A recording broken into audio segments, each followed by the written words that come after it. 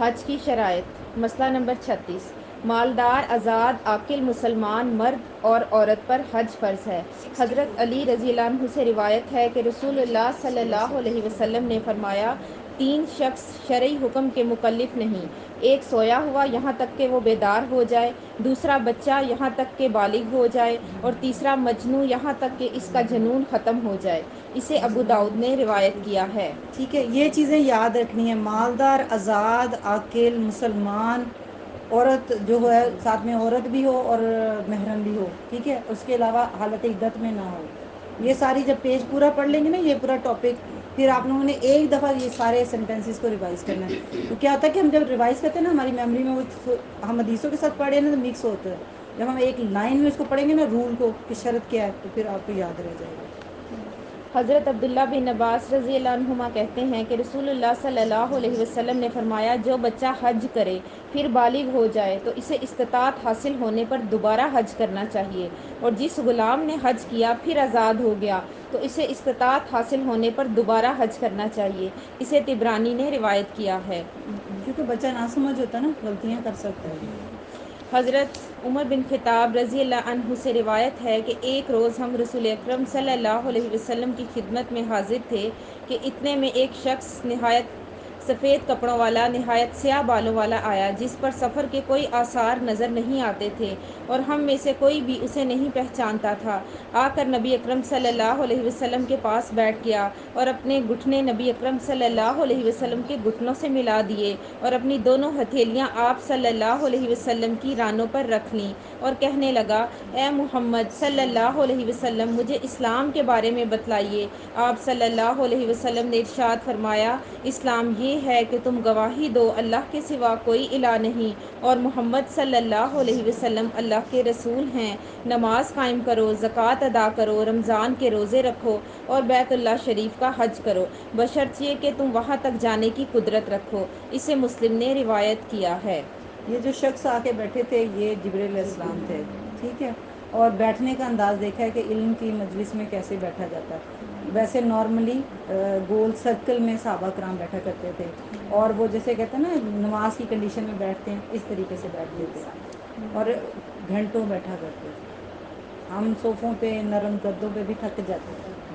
تو یہ ادب ہے کہ ہمیں کس طرح سے مجلس کے اندر بیٹھنا ہے اور کیسے سننا ہے۔ اس کے اثرات بھی ہوتے ہیں، یہ جو پوزیشنز ہوتی ہیں نا، اس کے بڑے اثرات ہوتے ہیں۔ جیسے نماز میں تبرک کیا جاتا ہے نا، ایسے کر کے بیٹھا جاتا ہے، لاس رکعت کے اندر ایک ٹانگ جو ادھر سے نیچے سے نکالی جاتی ہے، ٹھیک ہے، وہ دوسرا پاؤں ایسے رکھا جائے۔ شروع میں خواتین کہتی ہیں کہ ہم سے بیٹھا نہیں جاتا، بڑا مشکل ہوتا ہے۔ مشکل ہوتا ہے، ہیوی جسم والوں کو مشکل، مگر کرتے کرتے پریکٹس کریں نا، شروع میں ہم لوگ بھی گرا کرتے تھے جب ہم نے سیکھا تھا، مگر بعد میں بیٹھ جاتے ہیں۔ اس سے بہت ساری بیماریوں کی شفا بھی ملتی ہے۔ جو سنت میں پوزیشنز بتائی جاتی ہیں نا، وہ ہمارے لیے بڑی خیر ہوتی ہے، چاہے وہ نماز کی ہیں، جس طریقے سے نماز پڑھنے کے حکم دیا گیا، ضرور سنت کے طریقے سے وہ پوسچر دیکھا کریں۔ ابھی تو بڑا آسان ہے یہ ساری چیزیں دیکھنا۔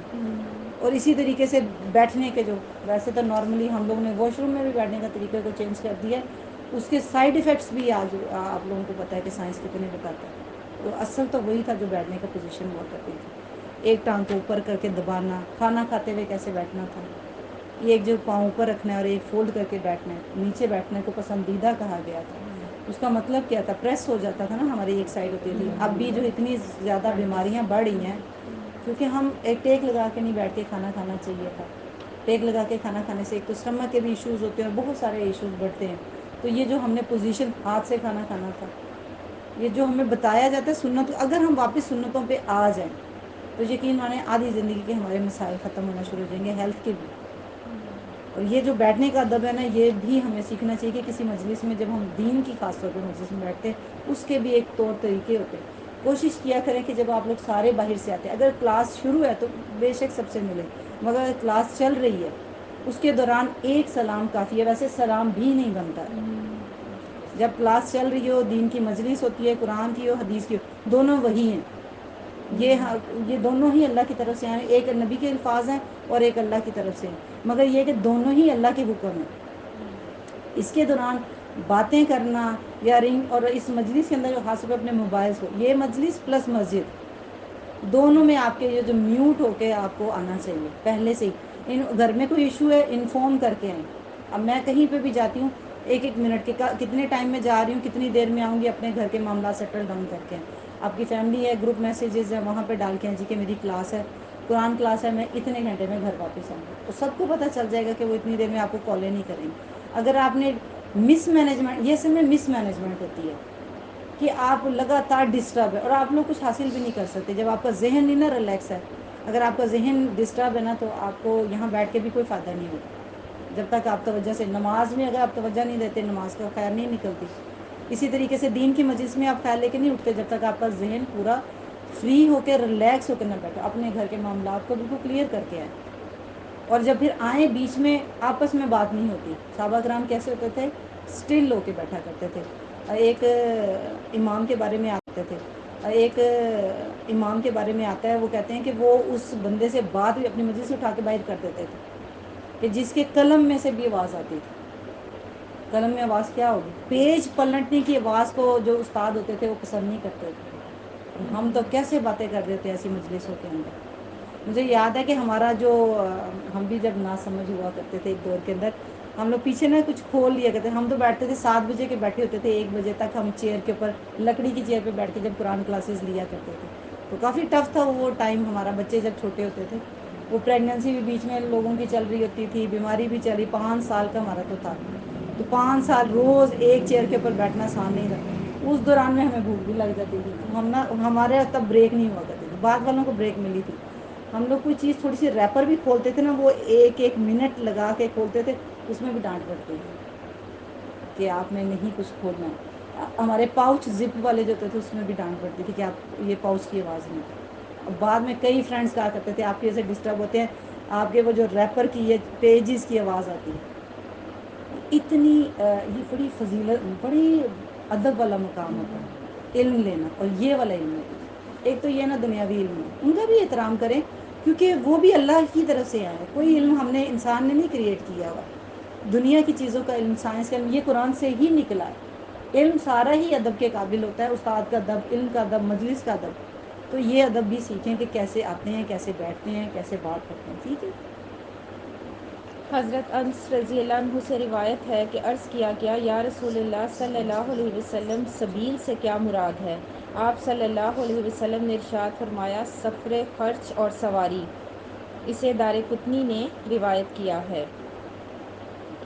سفر حج کے لیے عورت کے ساتھ خاوند یا کسی محرم مثلاً باپ، بھائی، بیٹا، چچا یا ماموں وغیرہ کا ہونا شرط ہے. حضرت عبداللہ بن عباس رضی اللہ عنہما کہتے ہیں کہ میں نے نبی اکرم صلی اللہ علیہ وسلم کو خطبہ دیتے ہوئے سنا. آپ صلی اللہ علیہ وسلم فرما رہے تھے کہ کوئی مرد کسی عورت کے ساتھ ہرگز تنہائی میں نہ ملے الا یہ کہ اس عورت کا محرم ساتھ ہو، نہ ہی کوئی عورت محرم کے بغیر سفر کرے. ایک آدمی کھڑا ہوا، اس نے عرض کیا یا رسول اللہ صلی اللہ علیہ وسلم میری بیوی حج کے لیے چلی گئی اور میں نے فلاں فلاں غزوہ میں اپنا نام لکھوا دیا ہے. آپ صلی اللہ علیہ وسلم نے ارشاد فرمایا جاؤ اور اپنی بیوی کے ساتھ حج کرو. اسے مسلم نے روایت کیا ہے. اس میں نیچے نا محرم رشتوں کی ڈیٹیل آ رہی ہے. ویسے نارملی آپ لوگوں کو محرم رشتوں کو پتہ ہے، ساروں کے نام آتے ہیں، پھر بھی پڑھ لیں ایک دفعہ، یاد دہانی ہو جائے گی. ٹھیک ہے. اچھا جی اچھا. نام. والدہ، والد کی والدہ اور ماں کی والدہ خواہ حقیقی ہو یا سوتیلی. بیٹی، پوتی، نواسی حقیقی اور سوتیلی. بہن حقیقی اور سوتیلی. پھوپھی حقیقی اور سوتیلی. خالہ حقیقی اور سوتیلی. بھتیجی خواہ حقیقی بھائی کی بیٹی ہو یا سوتیلے بھائی کی. بھانجی خواہ حقیقی بہن کی بیٹی ہو یا سوتیلی بہن کی. رضائی ماں، رضائی بہن خواہ حقیقی ماں کا دودھ پینے کی وجہ سے یا ایک ہی انا کا دودھ پینے کی وجہ سے، آیا کا دودھ پینے کی وجہ سے. بیوی کی والدہ، بیٹے، پوتے اور نواسے کی بیوی. جیسے چین اوپر جاتی ہے نا، پیرنٹس کے بھی پیرنٹس، ادھر بھی چین اوپر، مدر کے پیرنٹس کی چین بھی اوپر اور فادر کے پیرنٹس کی چین بھی اوپر تک، سارے محرم.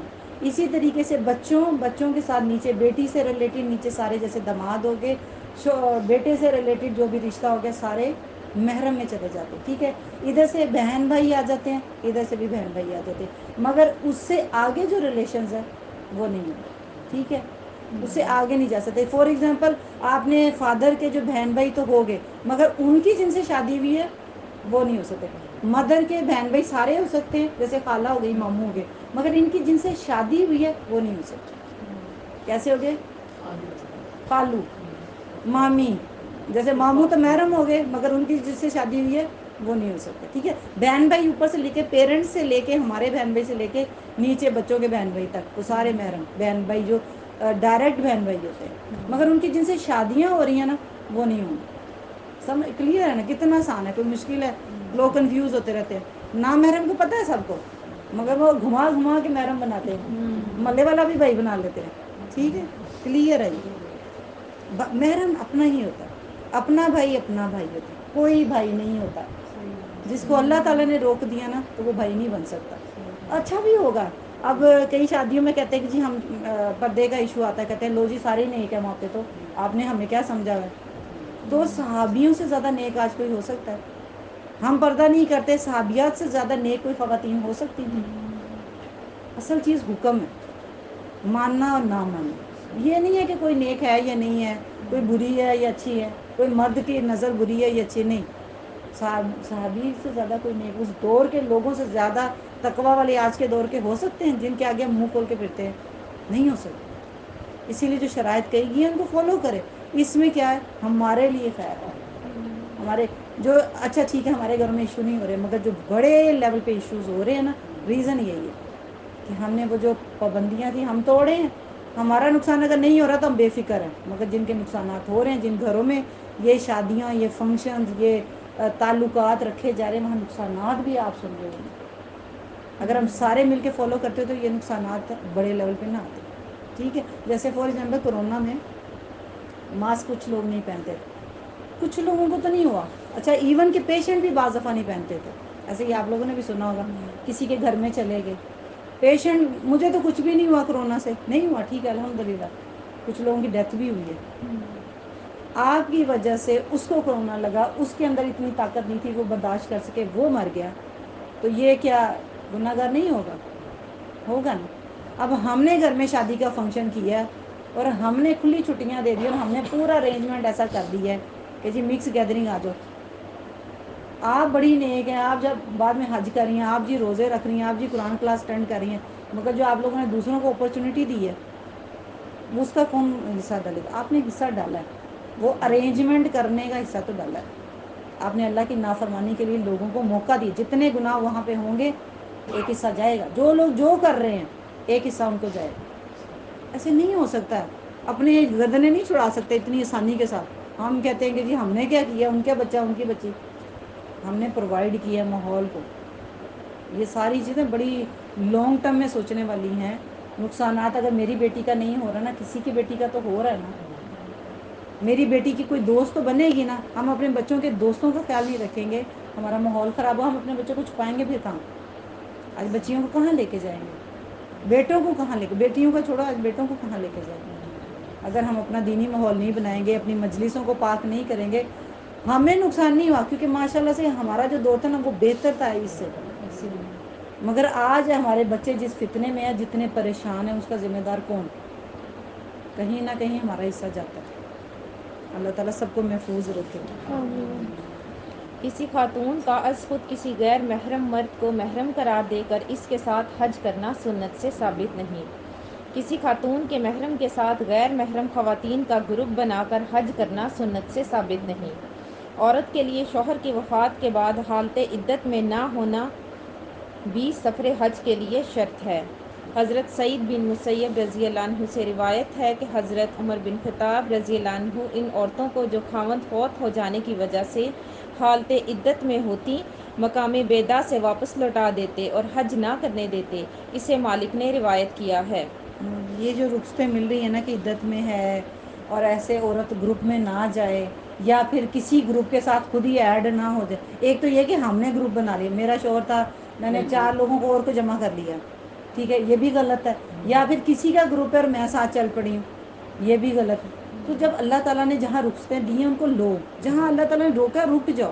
ہم لوگ الٹے دماغ کے انسان ہیں. ہم لوگ کیا کرتے ہیں جہاں پابندیاں وہاں ہمیں بڑا شوق آتا ہے ہم نے آج ہی کرنا، اور جہاں پہ گھر میں بیٹھ کے نمازیں ٹھیک کر سکتے ہیں وہ ہم کرتے نہیں ہیں. قرآن پڑھ سکتے ہیں وہ ہم سے پڑھا نہیں جاتا. ہمیں جو کر سکتے ہیں وہ کریں. تو چھوڑنے کو کہتے چھوڑ دیں سمپل. تو یہ فتوی دے دیے کہ گروپ میں جا سکتی ہے اور بہنوئی جا رہا ہے بہن جا رہی ہے تو جائز ہے. یہ اکثر دیکھا. ہاں دیکھیں نا بہنوئی بہن ساتھ ہے تو بہن دیکھیں خود بنا رہے ہیں نا. مگر یہ گورنمنٹ لیول کے اوپر ابھی کہاں مفتی جو کہتے ہیں نا حضرات کہتے ہیں کہ گورنمنٹ اگر آپ کو اجازت دیتی ہے گروپ بنا کے جانے کی تو جا سکتے گورنمنٹ کے انڈر ہو کے, مگر آپ خود یہ محلے میں گروپ بنا کے نہیں جا سکتے. ٹھیک ہے. مگر پھر بھی آپ لوگوں کے پاس حدیث یہ تو فتاوے ہوتے ہیں مگر احتیاط کے اتنی بڑی چیز کرنے جا رہے ہیں. سننا وہ حج مبرور کس کو کہتے ہیں؟ نیکیوں سے بھرا. تو نیکیوں سے بھرا ہوا حج کون سا ہوتا ہے؟ جو سنت کے مطابق ہو. تو کوشش کریں نا آپ اوریجنل پہ رہیں. جب اوریجنل پہ دیں گے تو امید ہے کہ وہ نیکیوں. اس کے بیچ میں بھی ہمارے سے بڑی غلطیاں ہوتی ہیں. جو ہم 100% بھی ٹھیک جائیں گے نا تو بھی غلطیاں ہو جاتی ہیں. تو کہاں ہم اسٹارٹ ہی غلط کر رہے ہیں. ٹھیک ہے. احتیاط کریں جتنا ہو سکتا ہے. راستے کا پرامن ہونا اور حکومت کی طرف سے رکاوٹ نہ ہونا بھی حج کی شرائط ہیں.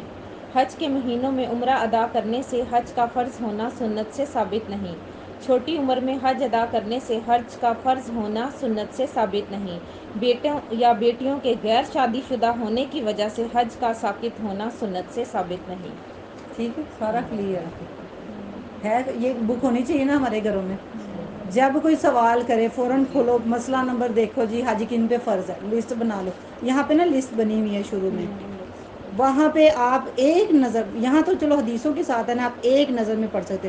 یہ لکھا ہوا ہے حج کی شرائط. مالدار, آزاد, عاقل یعنی کہ ہوش مند ہو, بالغ, مسلمان, صحت مند, راستہ پرامن, حکومت کی طرف سے اجازت. ٹھیک ہے. عورت کے لیے ایڈیشن محرم کا ہونا, عدت میں نہ ہو. عدت کتنی ہوتی ہے؟ 4 مہینے 10 دن. پھر نامحرم کا گروپ نہ ہو اور محرم کے ساتھ جو ہے نا اپنی عورتوں کا گروپ بنا کے, عورتیں بھی نہ ہوں. یہ بھی نہ ہو کہ اپنا محرم اور عورتیں ڈھیر ساری اکٹھی کی ہوں. یہ دونوں ہی کنڈیشن نہ ہو.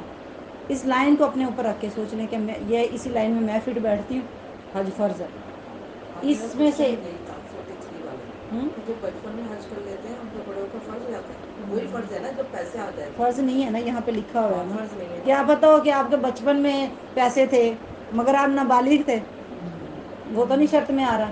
جیسے ہی آپ بڑے میں ہیں تو حالات خراب ہو گئے ہیں, پھر بھی آپ نہیں آ رہے اس کنڈیشن کے اندر. کنڈیشن سمجھ آ رہی ہے نا. کلیئر ہے. اس میں کون سا کوئی ہے مفتیوں کے پاس جانے کی ضرورت ہے؟ ہم سارے مفتی بن جائیں گے اگر ہماری یہ کتابیں ہم پڑھنا شروع کر دیں تو. ہمیں کوئی ڈاؤٹ نہیں ہے. دین کوئی مشکل ہے؟ وہ سارے کہتے نہیں جی اس سے پوچھتے ہیں, وہ باجی ہونی چاہیے, وہ مولوی ہونا چاہیے, محلے کے موذن کے پاس جاتے پھرتے ہیں جی ہماری بیٹی کی یہ مسئلہ, ہمارا یہ مسئلہ. کوئی مسئلہ نہیں ہے.